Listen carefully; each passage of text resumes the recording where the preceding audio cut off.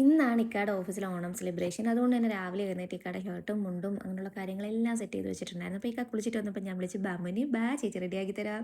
സത്യം പറഞ്ഞാൽ ഇക്കാക്ക് നല്ല ടെൻഷൻ ഉണ്ടായിരുന്നു. ഇവളിത് എന്തിനുള്ള പുറപ്പാടാണെന്ന് വെച്ചിട്ട് എന്നോട് ചോദിക്കുകയും ചെയ്തു, "നീ കുളിപ്പിച്ച് കുളിപ്പിച്ച് കൊച്ചിനെ ഇല്ലാണ്ടാക്കുന്ന അവസ്ഥയിൽ എത്തിക്കുമോ എന്ന്?" എന്നിട്ടും ഇക്ക എല്ലാം എൻ്റെ ഇഷ്ടത്തിന് വന്ന് നിന്ന് തന്നിട്ടുണ്ടായിരുന്നു കേട്ടോ. എനിക്കിക്ക ഫസ്റ്റ് ടൈം മുണ്ടെടുത്ത് പോകുമ്പം എല്ലാ കാര്യങ്ങളും എനിക്ക് തന്നെ ചെയ്ത് കൊടുക്കണമെന്ന് ഭയങ്കര ഒരു ആഗ്രഹമായിരുന്നു. സോ അതുകൊണ്ട് തന്നെ പുള്ളിക്കാരൻ എല്ലാ ഇഷ്ടത്തിനും വന്ന് നിന്ന് തന്നിട്ടുണ്ടായിരുന്നു. പിന്നെ ഇക്കാക്ക് സീസൺ ടൈം ആയതുകൊണ്ട് തന്നെ നല്ല വർക്കുണ്ട്. സോ അതുകൊണ്ട് തന്നെ കുറച്ച് സമയം കിട്ടുമ്പോൾ ഇക്ക പോയി ലാപ്പിൽ കുത്തും. പിന്നെ മുഖത്തും തലയിലും ഒന്നും ചെയ്യരുത്. എൻ്റെ ആ കഴിവ് തെളിയിക്കാൻ പുള്ളി സമ്മതിച്ചില്ല. അതൊഴിച്ച് ബാക്കി എന്ത് വേണേ നീ കാട്ടിക്കൂട്ടിക്കോ എന്നാണ് പറഞ്ഞത്.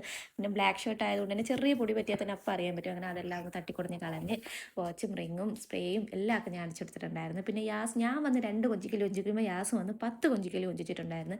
അപ്പോൾ പെർഫ്യൂമൊക്കെ അടിച്ച് വന്നിട്ട് ഇതാണ് ഫൈനൽ ലുക്ക്. എങ്ങനെയുണ്ട്? എനിക്ക് അടിപൊളിയായിട്ട് ഇഷ്ടപ്പെട്ടിട്ടുണ്ടായിരുന്നു കേട്ടോ. ഈ ഔട്ട്ഫിറ്റ് സെലക്ട് ചെയ്തത് ഞാനാണ്. അതുകൊണ്ട് ഞാൻ എക്സ്പെക്ട് ചെയ്തതിനേക്കാളൊക്കെ അടിപൊളിയായിരുന്നു ഇക്കായിട്ട്. അപ്പോൾ എനിക്ക് അത്രയും ഇഷ്ടപ്പെട്ടിട്ടുണ്ടായിരുന്നു. അങ്ങനെ ഇക്ക സമയമായി റെഡിയായി എല്ലാം ഒക്കെ കഴിഞ്ഞ് ടാറ്റ ബൈ ബൈ ഒക്കെ പറഞ്ഞ് ഇക്ക നേരെ ഓഫീസിൽ പോകാൻ ഇറങ്ങിയിട്ടുണ്ടായിരുന്നു. പോകുന്ന വഴിക്ക് കുട്ടൂനെ കണ്ട് അങ്ങനെ കുട്ടൂന് ഒരു ടാറ്റയൊക്കെ കൊടുത്ത് ഇക്ക നേരെ ഓണം സെലിബ്രേറ്റ് ചെയ്യാൻ പോയി.